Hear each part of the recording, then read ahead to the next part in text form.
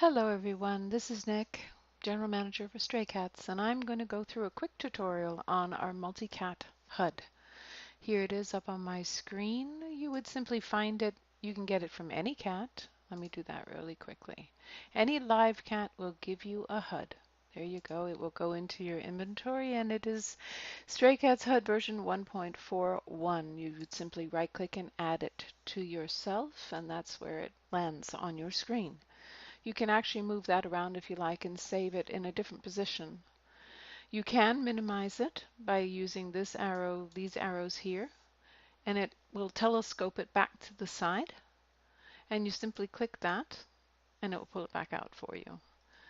Your main menu on the HUD is where you will get your food and your milk bowls. It will give it to you, it will put you in your inventory, you res it out, and you have to give it permissions to take your lindens so that you can just simply right click and pay at the bowl. By getting a bowl and a cat, you have now got an account on our server, and it is only for you, specific to your UUID. So don't worry about privacy issues or problems. So again, here's your save HUD position. If I was to move this around, I could save that in a new place.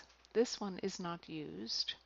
Website, straycats-thegame.com. Sometime you should go there and check it out. That is our website. And this is a TP to our headquarters. It actually works, so you should try it sometime. All right, I'm closing that. Real quick, we'll go through these. These are the text that you see above your cats. So need-based is just a very, very minimal amount. It basically shows you the status of where they're at. So you can see, I mean, this one here, it's 100% full of mojo and ready to mate. The fact that there's no other number on it means he's full of everything else. He's not tired, he's not hungry, he's not anything. This one here is a little bit tired. That's why you see that one. So it's just exactly that. It's very, very minimal. Here are the normal stats.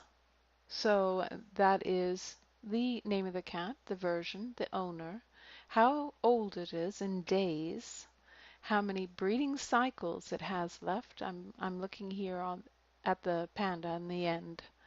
So it's got 6 breeding cycles left to give you. It is 89% full of food. That's that little mound.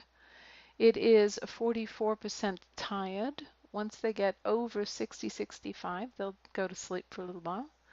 This is their happiness, 77%, and this one is 100% full of mojo, ready to mate. That's also why the text is blue. This one is still gaining mojo, so it's green, and it's only at 46%. You see that?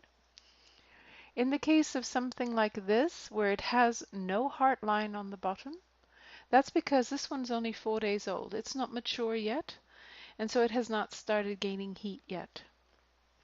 That starts after day 6. Okay, so these are your normal stats, mini stats. In this particular structure, hard to read.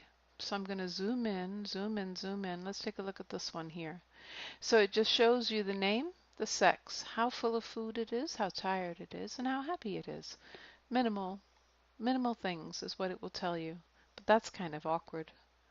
Here are the traits, kind of bouncing around, but there you can see what all they are and their traits. Configure is kind of cool. It shows you the settings that you have on the cat itself. So there's its name, its version, its age, where it's located, what you have the range set at, motion, animations, all that stuff, and who it's partnered to. Kind of cool, huh? You can see this one's still young. He's not partnered to anyone yet. And I did traits, and so the other thing is obviously none. You don't see anything. So here we have movement on, off. I don't have mine running around, so my movement is off, but simply clicking that and it will tell you movement is off. It shows it in red because red is stop, green is go, animations on. You can see them move, they'll move and change and whatever, but they won't run around. Sounds on and off, again, your choice. If I turn them on, I'll hear the little mews and purrs and everything else. Like right now, I just did. I'm going to turn that off for a second. I don't know if it affects the recording. Auto breed. If you do not have your cats partnered specifically to any cat, and you turn on auto breed, they will mate with whoever is available when they are available. It's just kind of wide open. People tend to use that when we're breeding, mass breeding for free LEs to drop. Your birth message on and off simply means that it will give you a little message in nearby chat that a baby has been born, a shell has dropped. Set home. If I wanted them to be exactly where they are, I would click set home. And they're all set to this location. So you can see the name of the sim, you can see the coordinates. It's a little blurry, a little hard to read, but there they are up close.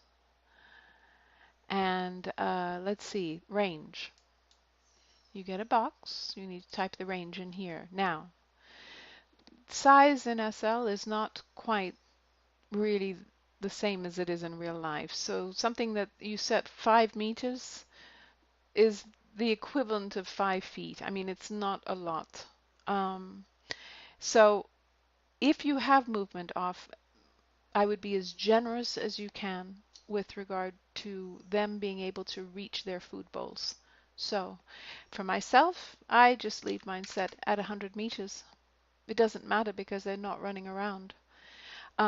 So be as generous as you can with the amount of range that you give them so that they can always find their food bowls. All right, TP home is simply that. I have set their home positions to here. So anytime I click TP home, this is where they will arrive. If I change their rotation, clicking on this TP rotation here, if I click that, it goes by increments. See, so it goes to 270, and then it goes to 0 rotation, and it goes to 90 degrees. If I was to TP home, having set that to 90, they'd all be turned. Watch. See? They all turned that 90 degrees. So I'm going to click it to 180 and TP home, and they should all face forward. There we go. Nice when it works.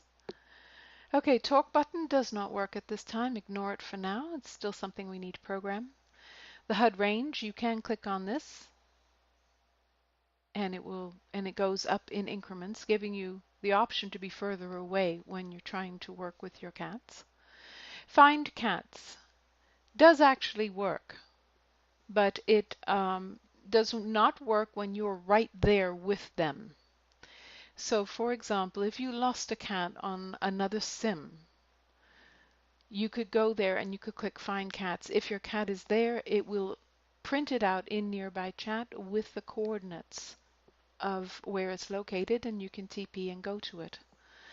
But if you're standing right there where your cats are, that button does nothing.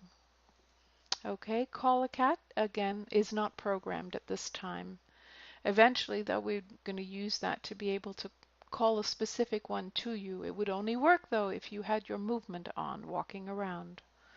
Select all cats is normal by default. Okay? So I don't know, what else do I have to tell you? Oh, web tools. Okay.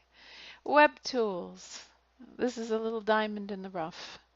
This is your gateway to go to your dashboard. You can see every cat you own. You can see every shell you have.